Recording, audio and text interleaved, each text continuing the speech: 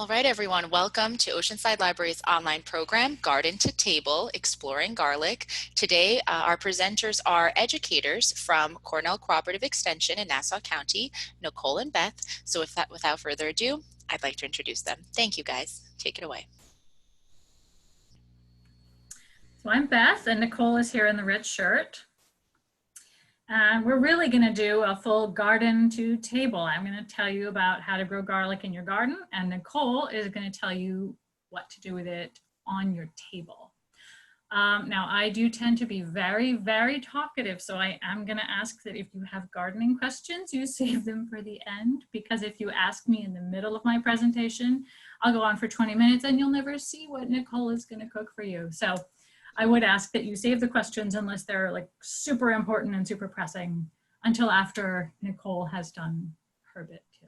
So Nicole, do you want to add anything before we jump right in? No, that sounds great. So Beth is going to do her gardening portion first, and then I will reintroduce the nutrition and table portion for the second half. So go ahead, Beth. Okay. I'm going to share a little presentation here since I cannot be actually out in the garden. I am just going to have to talk about it with you. Okay, so growing garlic is really not super difficult, I am happy to say. It's a pretty easy plant. Still, when you grow any food plant, it pays to know a little bit about it. So where did it come from? I know that may not be very interesting to you, but it's actually relevant because where it comes from determines how it grows and why. And garlic, people think, originated somewhere here in this area in sort of Central Asia. And this was an area that was along a lot of trade routes. And it was also an area where a lot of, hordes were conquering each other back and forth. So garlic spread very quickly from the time it was first cultivated, and it shows up in ancient Egyptian records and in ancient Greek and Roman records and all over the Middle East. In India and in China from many thousands of years ago.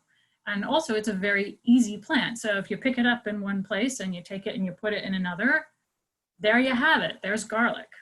So it spread quickly. Now that is an area with very dry, hot late summers and rainy springs. And that's going to be important when we look at how garlic grows. Garlic is part of a family of plants called the Alliums. They all have that very pungent smell, which Nicole may tell you is linked to some of the properties in them that we value.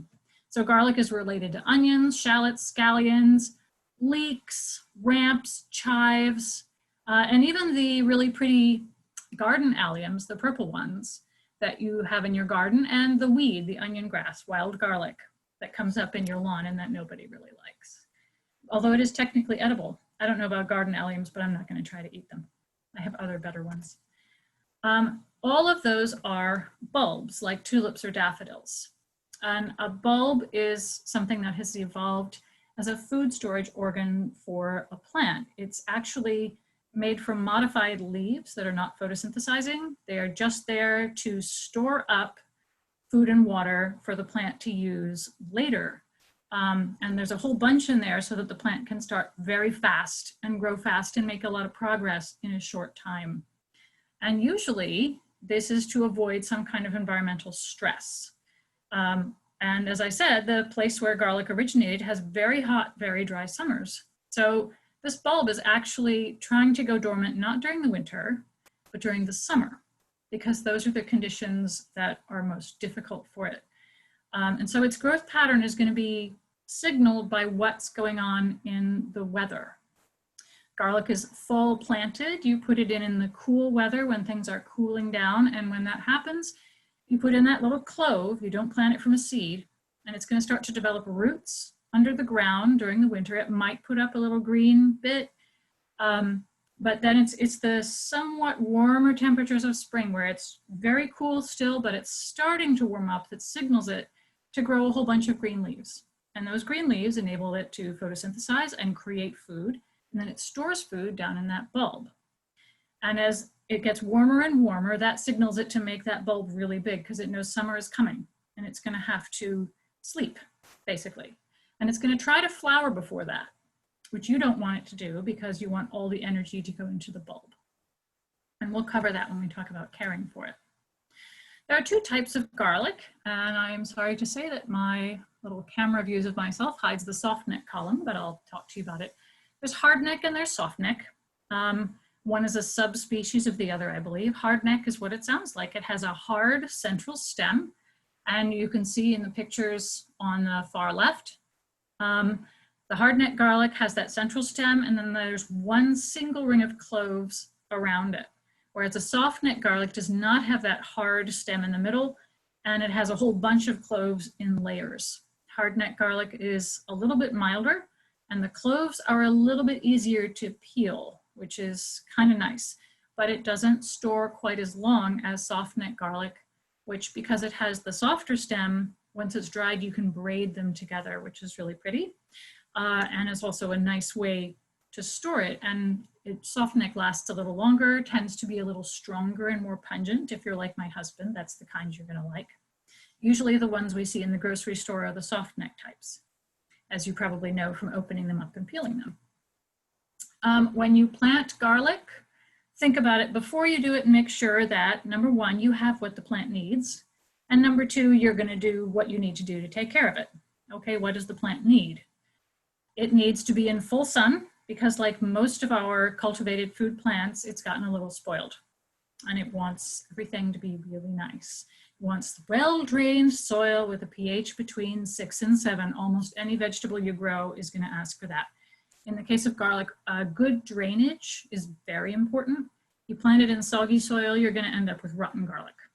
So you just need to make sure you're not planting it in a spot where there's puddling, and the soil should be fairly loose so you know the water will drain out. And it does like to have a good organic matter content. That means put in a little compost. Not a ton, you don't have to dump in bags and bags. A nice little layer. A healthy soil is only gonna have about 5% organic matter. To care for garlic, you have to make sure that if you have a long dry spell that's not in the summer, you do need to give it some water. It is a skinny plant, as you can see in that picture, so that means there's room between the plants for weeds to grow. So either you're going to be pulling out a lot of weeds or you're going to mulch. I like doing mulch because that saves me a lot of trouble, and I only have to do it once. If you choose to weed all the time, you're going to do that over and over. You are going to have to cut off the scapes when they appear. Again, that's a one-time care thing. And if you didn't put in organic matter content or your soil is really very poor, you might have to fertilize. I will say I've never fertilized my garlic. I've always just put in some compost. It's not a really, really picky plant. So here you go. You can take a corner of your yard and just put in a little compost, as you can see on the bottom left. You can put garlic in a raised bed. That's a really good way to make sure you have good drainage. Or you can put it in a container. The nice thing is that each garlic plant is not that big. So you can grow 4 or 5 heads of garlic in a container or in a bag on your balcony, or you can grow a whole huge raised bed full and put in 50. It's a great plant. You can plant as many as you want or as few as you want, depending on how much space you have. So you need to think about, before you plant it, which type do you want? You want the hardneck or the soft neck? And if you read in the catalogs, there are all these fancy descriptions of, you know, how this one has this kind of flavor and this one has that one. They're all going to taste like garlic, but you need, if you're a really good chef and you have a very sophisticated palate, you're going to care which one you get. So you're going to want to read those descriptions. If you're just someone who says, you know what, I just want to have garlic throughout the summer and into the fall, so I just want it to keep, then you go for the soft neck, because you know that's going to store for a really long time. If you know you like very mild garlic, you really don't like the strong stuff, you're going to go for hardneck. If you hate peeling the cloves because it drives you crazy, as it does me, again, you'll go for the hardneck because it's easier. When you get garlic, you can use the heads you get from the grocery store, but I do not recommend it except as an experiment, because you really don't know where those came from. For one thing, most of them in the grocery store are grown in California, and the climate there is very different from here. And although garlic is a fairly easygoing plant, it should really be well suited to our climate. So I would buy what I would call local-ish garlic. You can do mail order. I do. I get it from some places in the Northeast up in Maine. There's a couple, Fedco, Maine Potato Lady. There's a couple of good sources. Or you can just get it from a garden center. The nice thing about the garden center is they don't have the shelf space for 50 varieties of garlic. So you're probably going to get one of two, which means you don't have to make all those choices. You just say, okay, fine, I'm going to take the Hardneck one, and you take it home and plant it. And you know, if it's sold at the garden center near you, it's adapted for your area because they actually want you to succeed when you grow their stuff. You can also go to local farmers markets or local farms. I have some what I call seed garlic from a place called Restoration Farm from Old Bethpage Village Restoration that was dug up a couple of weeks ago, and I'm looking forward very much to saving it for the fall and trying it myself. It looks beautiful. So when you know things are locally grown, you know they're going to do well here. And also it saves on all the environmental costs, transport, and all that kind of thing. There are some fancy additional uses for garlic if you're into edible landscaping, which is what it's called when you're trying to incorporate food into your attractive landscape and to make it look lovely there.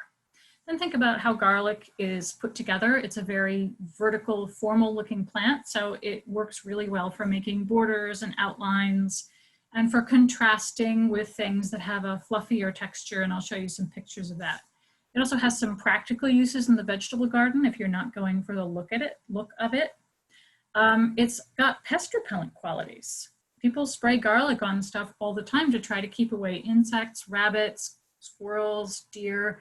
So a lot of people will plant it with their other crops that those pests are trying to eat to try to help repel them. You can plant in between the garlic. Remember, weeds will grow there, so maybe other things will grow there. You can put lettuces in there because they will be finished growing before the garlic is done. And they're also shade tolerant, so they don't mind having the garlic over them a little bit. And one of the things I love about garlic is you plant it in the fall and you harvest it in the beginning of summer. So that fills this big gap in the calendar, sort of the opposite of your summer crops. You plant your hot weather stuff in, June, and then it's kind of looking wretched by October. And then it's time you can put in the garlic to fill that gap, and then the garlic will grow in that same space. So just some pictures of how garlic looks if you're thinking of incorporating it into your landscape. As you can see, it's almost like corn in a field, and that it's so vertical and formal. The middle picture shows it planted with some peppers to keep away pests. And it's with some salad greens on the right. Again, I don't know if you can see that. I've got my little Zoom camera people, including myself, on top of that picture. And here are some ways to use it in what's called edible landscaping. As you can see, it is the skinny stuff in between all the fluffy stuff. And if you plant in these beautiful lines of varied texture and foliage in these pictures, it is growing with a lot of different salad greens. There's one picture where it's growing with tulips, which I love, because the thing about that is you can plant them together in the same bed. You put them in at the same time in October, and they come up at the same time, and the tulips will bloom in April while the garlic is getting nice and full, and they'll give you color. And then when you're ready to harvest the garlic, you can dig up the tulips too, because many tulips won't bloom for you really more than once, and a lot of people dig them up anyway. But if you plant tulips with your garlic, you have this beautiful color, and it's not just green. Anyway, as I said, very important that you plant it in the fall, because remember, the plant is sensing the temperature changes, and it wants that long descent into the cool and then that gradual ascent into the warmth for it to do the things it's supposed to do, to grow the leaves and to make that bulb nice and fat, preparing for summer. Before you put it in, you want to make sure you did get that appropriate site. Does it have some organic matter? Is it well drained? Is it in the full sun? And it's very easy to plant. You take your head of garlic, you separate it into cloves, you do not peel off the paper, and you put them in the ground 2 inches deep, 6 inches apart, pointy end up. If you're planting in rows, you're going to keep the rows about 2 feet apart so you can move in between, but you do not have to plant in rows. So here you go, it's as easy as that. You put in a little compost, You stick your garlic in the ground and you cover it up. Pointy end up in the fall. Never plant it before Columbus Day, and it's probably best to do it before the end of October. After you plant it, I would put some mulch on it before it even comes up. We use straw at East Meadow, and we put it on very thickly. It's 6 to 8 inches of straw. Straw is nice and light, and it's very easy for the garlic to push up through it. And the mulch will do several things. First, it keeps down your weeds that are going to grow up around your garlic. Second, it will hold in the moisture so that you don't have to water very often. And third, it moderates the temperatures so that even if you have weird temperature swings and you have one of those weird springs like we had, where there was hardly any winter and then all of a sudden there was one really hard freeze and then it got warm again, the mulch will buffer against that, and it means your soil temperatures aren't going up and down quite so much. In the springtime, your garlic may have put a little green growth up in fall. If it did, that's okay, but it might not put any up until spring. You're gonna maybe take off some mulch so it has an easier time coming up. If you're gonna plant between the garlic, you're gonna take all the mulch off and put in your lettuces or your pansies or whatever you wanna put in there. If you have a big dry spell in spring, you water it. If you're planting in between your lettuces or whatever, place your stuff properly so that everything has just enough room. You can fit a head of lettuce between a couple of different cloves of garlic. If you are planting summer crops near it, remember to plant them next to the garlic, not between the garlic, because you're going to have to dig that garlic up. So if you put your tomato plant in the middle of your garlic, the tomato plant is going to get dug up when you get the garlic out. So put it next to the garlic. Then after you take the garlic out, the tomato is going to keep getting bigger and it will cover over that blank spot, if that's what you're doing. You don't have to do it that way. You can just grow the garlic and harvest it and then have an empty bed and put in whatever you feel like. But if you're planning that, you got to think about that. Again, here we've got nice thick straw. As you can see, the garlic can push right up through that. And you can see it paired with pansies in the middle and with different colored salad greens on the right. It's pretty easy to harvest it. A scape is just a botanical word for a flower stalk. And it's going to put up this thick stalk and it's going to curl. That's the scape. And when it curls, and that's going to be sometime in June, you're going to cut it close to the leaves and you can eat it or not. But you do need to cut it because, again, you want that plant to be putting all of its energy into the bulb and not into making a flower. When you harvest the bulbs, loosen the ground with a fork. Don't just try to pull them out, because by the time they're ready to harvest, they've actually grown some pretty substantial roots, and they're not really going to want to come out of the ground unless you loosen things up a bit with a fork first. A lot of people are nervous. Is it time to pick my garlic? Is it not? What you're looking for is for some of the leaves to be brown, but not all. You want your garlic to be in the process of going dormant. So it's still got some green on it, but it also has some brown on it. If you pull it too soon when it's mostly green, the skin on the outside of the head is going to be kind of thin and shreddy, and it might not really protect the cloves particularly well. If you pull it up too late, that papery skin on the outside of the head will have separated a little bit and you'll see the cloves pulling apart. That's because they're preparing to go into their next year, and each one of those cloves is going to want to grow into a new garlic plant if you don't harvest it at the right time. That sounds very, I'm never going to get the timing right. It doesn't really matter if you pull it a little early or a little late. You're just aiming to get the optimal time when it's still got some green, but it's got a lot of brown on it because it's starting to wind down for summer dormancy. So yes, here you go. You always use a fork, and obviously you don't plunge it in right on top of the plant or you're going to damage your garlic. Shove it in straight and then pull backwards. That's how you loosen the soil. And the picture on the left is a garlic scape. They're very funny looking. The stem is completely round, unlike the leaves, which are very flat, and they curl. And they are quite delicious. And Nicole will tell you a little more about them. Once you've dug it up, before you start to use your garlic, you're going to want to do what's called curing it. And that just means you're letting it sort of dry and develop and become stable. It needs to be in a dry space, in shade, and it needs to have good air circulation. Some people tie it and hang it up from the ceiling. Some people lay them out on racks or screens.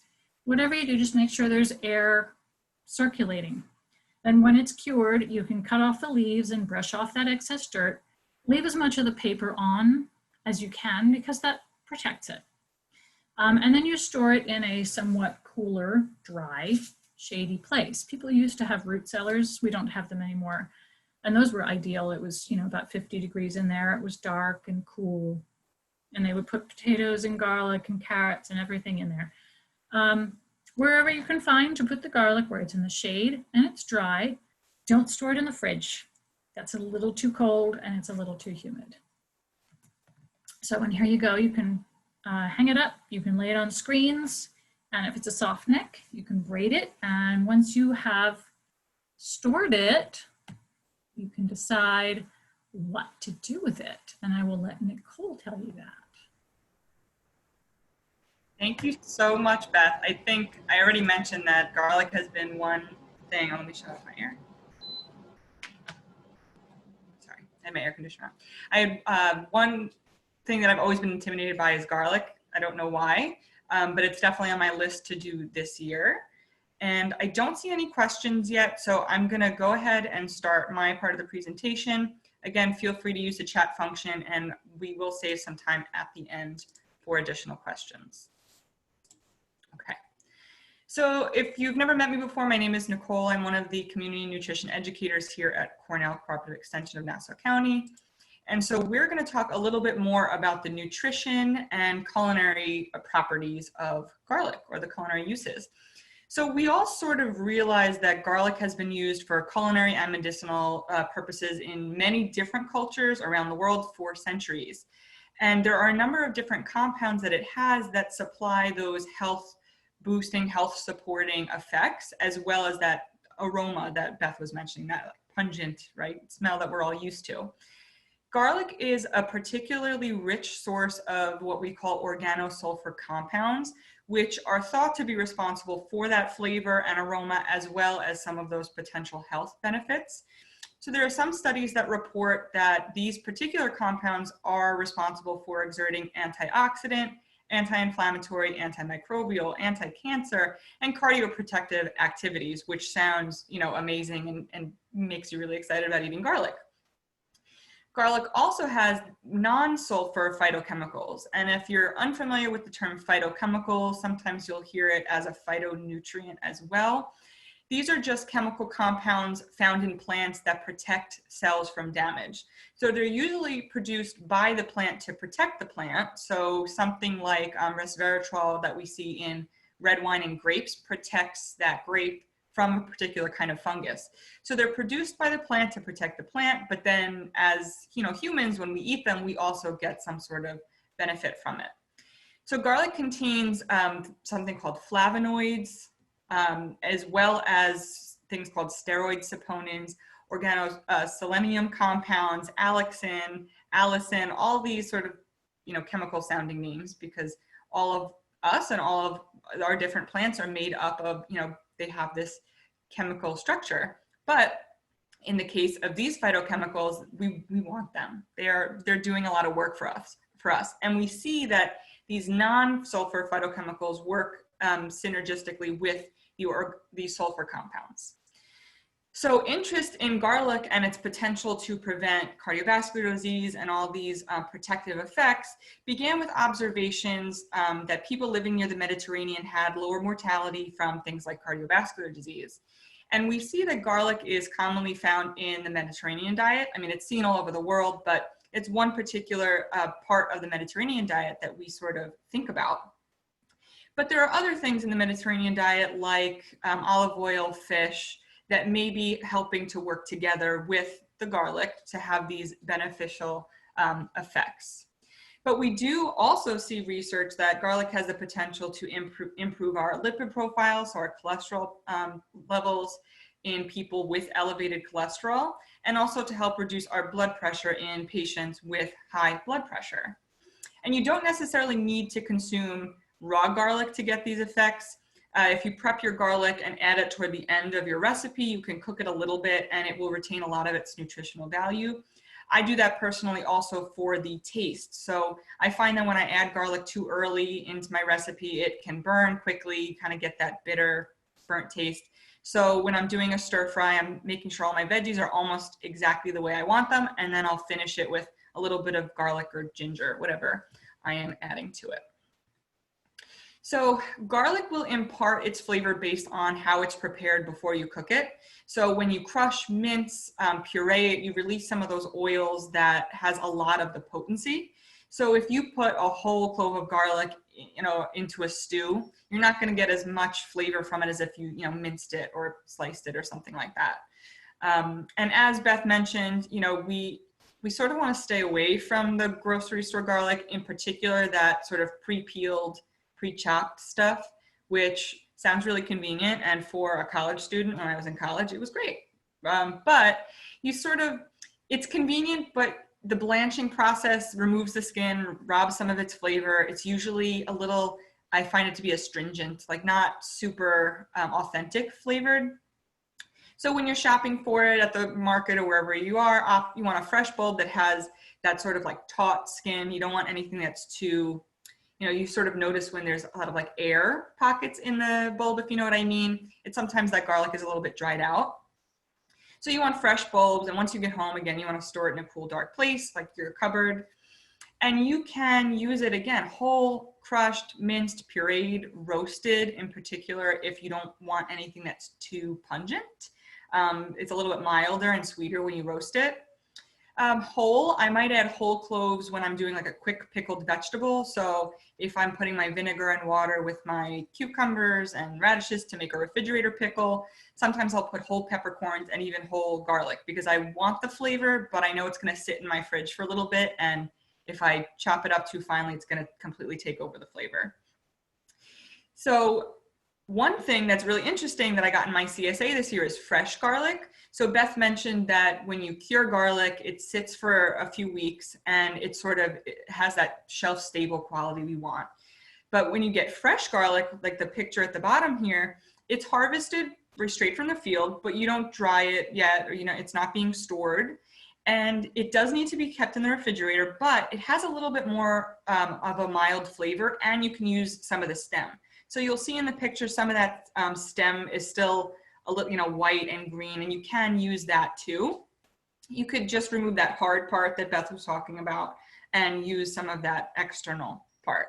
So the cloves in this situation, they're a little bit easier to pull apart, but they're not as well formed probably. And Beth, correct me if I'm wrong on any of this. It was my first year from my CSA getting it, and I was very excited to try it. But again, store that in the fridge and use it within a week. So as far as culinary uses, we can, like I mentioned, use it raw. So when I think of hummus, bean dips, guacamole, I'm usually using it raw. Of course, you can use roasted garlic to have that additional layer of flavor, or salad dressings, marinades, salsa, of course, compound butters. I really like to use that roasted garlic, mix it with some butter, and it's sort of fancy sounding. You put it on the table and you made this homemade garlic butter and you didn't really have to do much, but nobody knows that. So it kind of elevates everything. You don't really need to add a lot of, say, salt, fat, sugary, things to your sauces or dips when you're adding a lot of different flavor. And that sort of brings us to using different herbs along with garlic. So things like garlic, herbs, spices can add flavor, excitement, depth, brightness, heat, and reduces the need for us to add an excessive amount of salt, fat, for flavor, since we're getting this flavor from all these wonderful plants. And so when you experiment in the kitchen with different cuisines, changing up the spices you're using, it keeps your palate from getting bored and from reaching for those, some of those condiments that we sort of lean heavily on. So I sort of picked a few different global green sauces, so to speak, just to highlight. And I've bolded garlic because they all have garlic. They all have multiple herbs and typically some sort of acid and fat. So you'll see this chimichurri, which is an Argentinian sauce that traditionally has parsley, oregano, garlic, of course, onion, red pepper, vinegar, and oil, typically olive oil. Of course, Italian pesto, which traditionally uses pine nuts, but I've gotten away with using things like walnuts and cashews. Don't tell my Italian grandmother, but in a pinch, it works just fine. Garlic, chermoula, which is more of a Moroccan sauce. Again, cilantro, parsley, garlic, sometimes turmeric. That's why I put it in parentheses, paprika, cumin. So you'll see that globally, we use garlic along with fresh herbs and spices all the time. And in addition to the flavor and the aroma, you're getting those antioxidants from all of these different plants. And that brings us to the demonstration. So I'm calling it a garlicky herb sauce because it sort of doesn't fall into any of those one particular traditional sauces. So I'm focusing on the garlic here today. So I'm using 6 cloves of garlic, which sounds like a lot, but it's really not a lot. And if you like it, if you like garlic, you can use more. I'm using 2 jalapenos and 1 shishito pepper because that's what I had ready in my garden. I was growing shishito peppers for the first time, so I was excited to use it. About a cup of cilantro, about a cup of parsley, and I do recognize that not everybody likes cilantro, so you can sub that with dill. You can do something like oregano if you wanted that more traditional chimichurri flavor. Lime juice, some New York maple syrup, a little bit of olive oil. You could also use avocado oil here, just a little bit of salt. And sometimes I find I don't need any water at all, but sometimes at the very end, I'll drizzle a little water to sort of get the consistency I like. And if I feel like being really fancy, I'll put a little bit of avocado in there. Not going to find a locally grown avocado, but if you're craving that sort of creamy taco sauce or something like that, I think it's really a perfect way to sort of round out all those flavors. So I'm going to stop sharing so I can adjust the perspective and everybody can see what I am working on. And I'm going to run to wash my hands because I'm about to handle some food. So I'm going to run to wash my hands. So if anybody has any questions, you can add them to the chat box.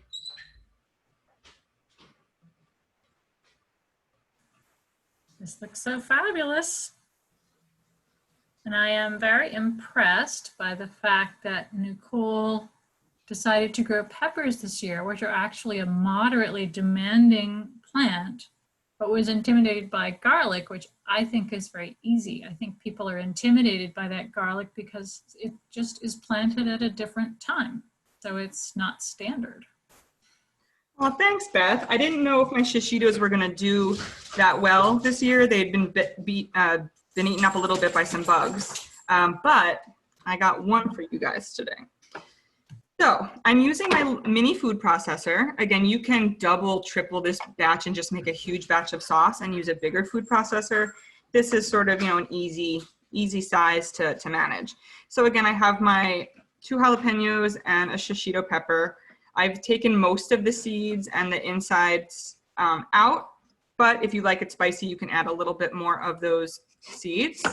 So I have about a cup, again, I sort of eyeballed it, of flat leaf parsley and then a cup of cilantro, but I can always, taste and adjust the flavor later as I need to. I have my 6 cloves of garlic. I did not grow these, but that's on my list to do this year. You will next year. Yeah. And then I've already combined a little bit of my oil and my maple syrup. I have about I'm going to do the juice from about 1 full lime. And again, we can adjust as we need to. And this citrus press, and in addition to my garlic mincer, have been 2 fantastic additions to my kitchen. I find that I waste far less when I'm using them. So that's exciting for me. And again, I'm not going to add any water yet. So the lime juice may take on that job of sort of blending everything nicely together, and I'll wait and see what the consistency is like before I add water. And a tiny bit of salt. I am going to mute my speaker just so you don't hear all of my processing, but I will be right back.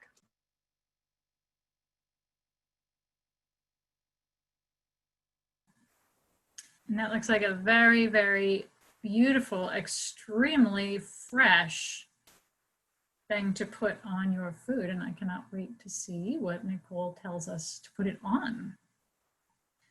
But parsley and cilantro are also quite easy to grow in the garden, although by this time of year, most people's parsley has flowered and doesn't taste that great anymore. That is natural for cilantro, and then if that happened to you, you didn't do anything wrong. That is just the life cycle of the plant. It flowers when it gets hot. So you may have to buy your cilantro if you are making this in July, as Nicole is. But other than that, you should be set. So I was pushing it down as I went, and I probably, you know, as you go, you might want to make sure that you're getting everything blended nice together.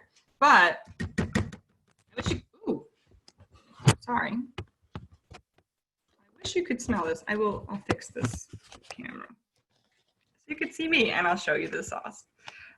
So I wish you could smell it right now because as Beth was mentioning, it smells super fresh. I didn't really need any water. I don't want to make it too thin.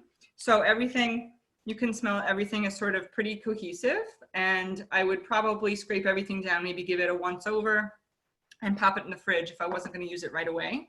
So we've used this as a marinade, so you can marinate meat, fish, tofu, but I prefer it as a raw sauce. So I like to add it to tacos or maybe to potatoes, roasted potatoes, when they're a little bit warm, and you sort of mix everything together and it brings out the floral flavors and scents of all of the herbs.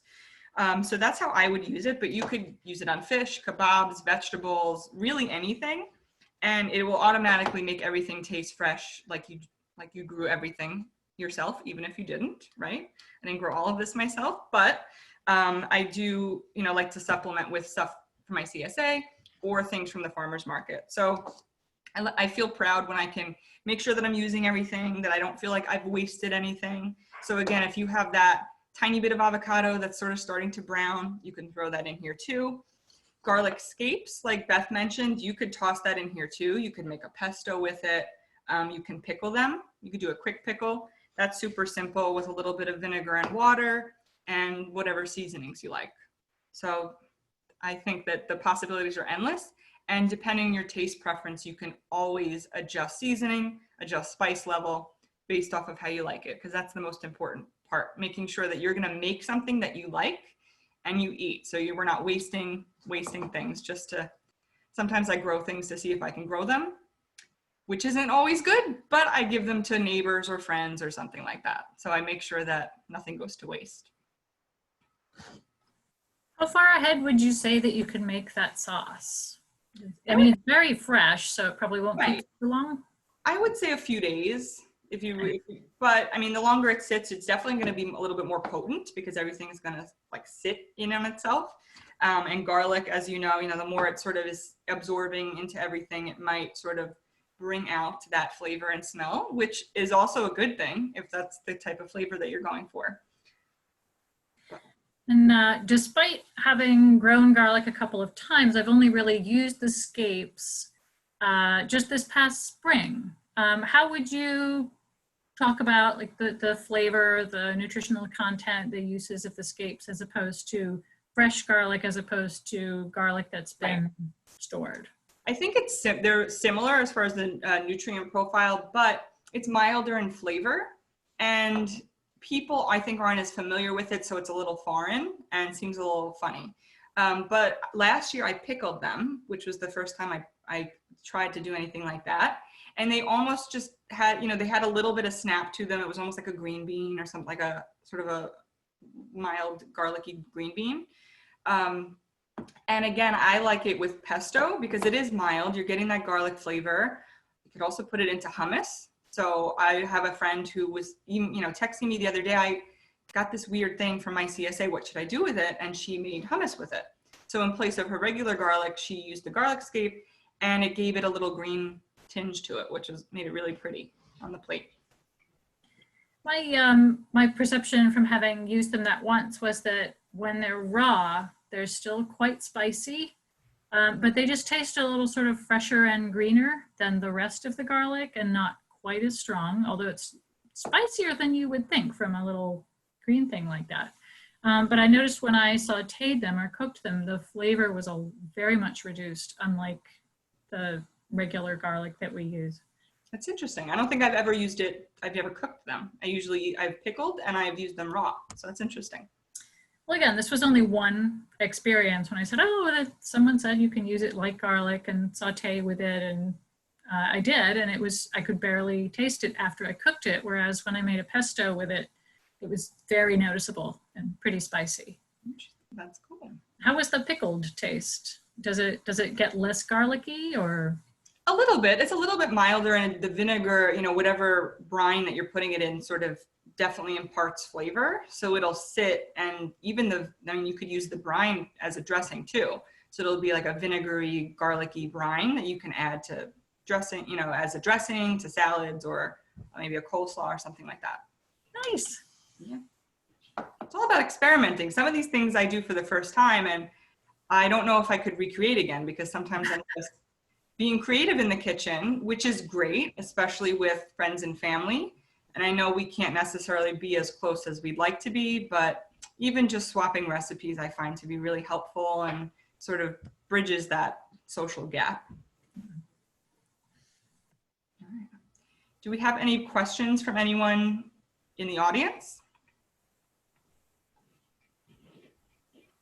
Thank you, guys. As we're waiting for questions, I'm just going to stop the recording here since you guys are finished with your educational component. Thank you. Great.